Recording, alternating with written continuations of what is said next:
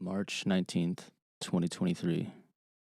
I'm beginning this journal at the advice of my psychologist to document the recurring nightmare that has plagued my mind for the 3 consecutive nights now. Seemingly out of nowhere, as soon as I drift off, it started happening. I'm standing there with nothing around me except this woman standing feet from me, her face locked into a menacing stare, her green eyes piercing right through me. She's dressed in some fancier clothes. Each time I try to communicate with her, she simply stares with a frown that makes my soul shiver just thinking about it. It's begun keeping me up, so that's why I decided to have an evaluation done by a professional today. He was able to see me as a walk-in patient, which I'm grateful for because I simply can't wait to get this taken care of so it can stop. During the session, I explained to him my past concerning my addictions and that I've been sober for almost 2 years now. He tells me that dreams such as these often come from unresolved trauma in our pasts, and ultimately recommended that I strive to look deeper within myself to find the root cause. Not much was resolved during the session, but I'm going to take his recommendation and spend more time in introspection for the rest of the evening. I'll continue writing as each day passes. March 20th, 2023. To no surprise, it occurred again last night, with the woman fixated angrily on me once again with her demented gaze, except this time there were some notable differences. There were what must have been several $100 bills surrounding the two of us on the floor, drenched in blood, and a large number hovered a few feet above her head. 307. What does this mean?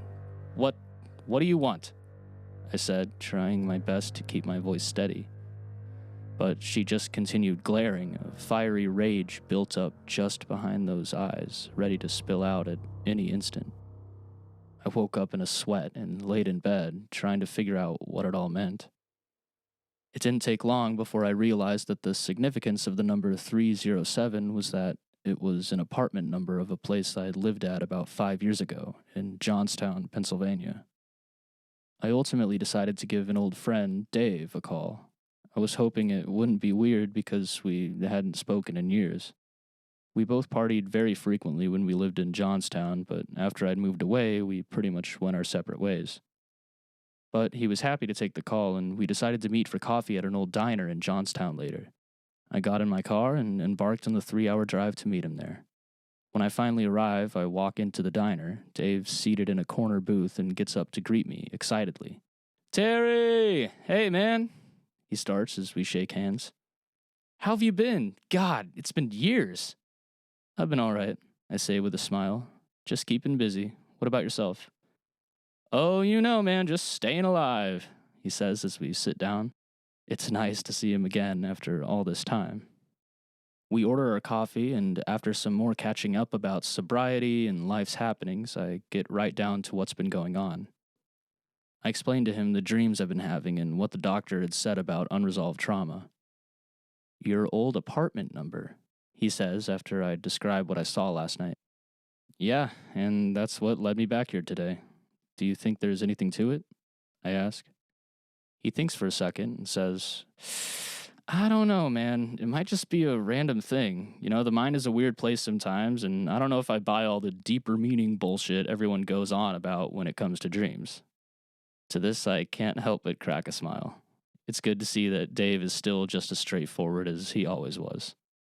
"I mean," he continues, "do you remember ever seeing this woman before?" "Not at all," I reply. "Man, I remember we used to party and get so hammered on everything at that place," he says.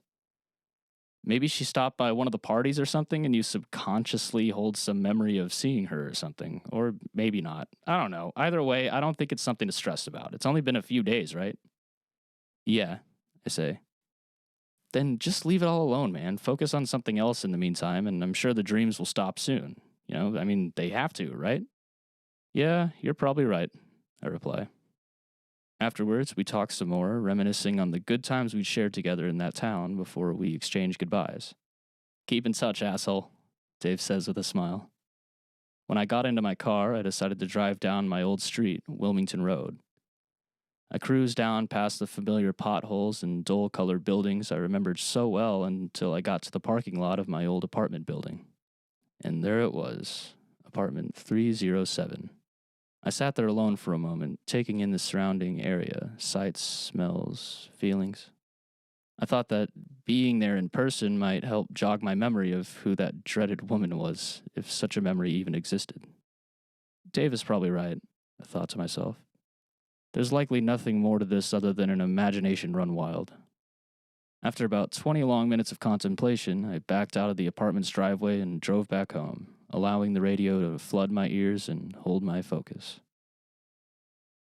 March 21st, 2023. Last night, as to be expected, it happened again.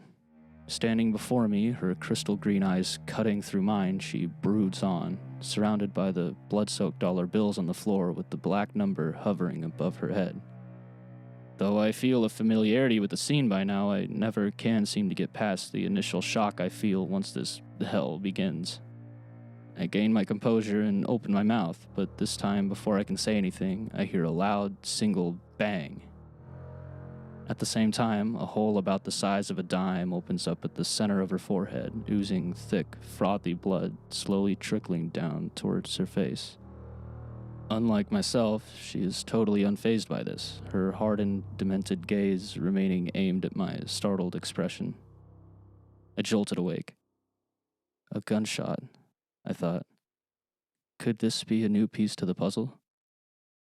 Rather than following Dave's advice and just trying to forget about it, I reached for my laptop. I had an idea. I went online and searched "woman shot, Johnstown, Pennsylvania" in Google Images. After scrolling down past various faces for about 2 minutes, I found it. It was a mugshot of the woman in my nightmare. I quickly opened the link, which led me to the Johnstown Journal, a local news website for the city. "Woman found dead on Wilmington Road identified," the headline read. My old street. What the hell? I braced myself for further details and read on. The article detailed how a woman named Laura Sheaver was found dead of a gunshot wound on April 19, 2017, complete with photos of the taped-off crime scene. It was just barely down the block from my old apartment. The end of the article stated that no suspects had been arrested in connection to the crime. I went back to Google, and after a long, fruitless effort to find whether or not the killer had ever been found, I concluded that they hadn't been. I didn't want to continue. I could feel my bones rattling with every heavy breath I took. Now it was all too real. But I couldn't help myself. Seeing how the photo used of Laura was, rather tastelessly, an official mugshot, she had definitely been arrested in the past. I opened another tab and looked up "Laura Sheaver arrest, Johnstown, Pennsylvania," in hopes to find more details about the woman so hell-bent on tormenting me. After a few minutes of searching, I found her public police record. She had been arrested once on prostitution charges in 2016 and was sentenced to a year of detention, but was released in 8 months for good behavior. I stewed on this for what must have been an hour, trying to piece everything together. So, I thought to myself, Laura had a record of prostitution and was shot on my block 5 years ago close to my apartment. The killer was never found. How in God's name am I tied into this? There was really only one rather awkward thing to do. I called up Dave. "Hey, Dave, I need to ask you an important question," I said over the line. "Did I ever order a prostitute? Do you remember?" After some silence, he told me, "I vaguely recall you telling me that you did, like a long time ago." I'm quick with my response. "In April of 2017? Does that sound about right?" More silence as he tried to recollect. "It was when we were still using, like a couple years ago, so that sounds like it could be right. What's this about, dude?" Though tempted to explain further, I decided I'd hold off. "Thanks, man. Look, I'll explain it all later. It's really not all that important. I'll talk to you later on." Then I hung up the phone. There's no way I'd ever kill anyone, wasted or not, I thought out loud. I've never even shot a gun before or anything. What the hell does this have to do with me? Why am I being targeted? What does she want? I stopped myself. I'm going fucking crazy. This woman's been dead for 5 years. These are just some weird dreams, just some sick coincidence. The universe is like that sometimes. I'm done with this. Done. No more, just gotta ignore it.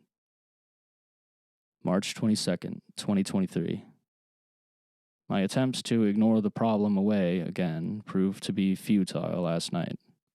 Everything is the same. Her brooding presence, the dollar bills, the number, and now the bloody gunshot wound. This time, however, I'm not nearly as shaken at the outset. I suppose it had become all too familiar. Are you Laura Sheaver? I ask plainly. She simply continues staring before, for the first time, her mouth opens. You called me darling once, she replies, in an emotionless voice so distinctive from her furious demeanor. My blood froze. Then, to her left, a large picture materialized as if she was standing next to a projector screen. The following scene was displayed as if there was footage rolling. From the street, I see the apartment, 307 Wilmington. A person walks out the door, a man I somewhat recognized, before someone stumbles out behind him. It was me. In order to resist being confusing going forward, I'm going to refer to myself in the scene as Terry.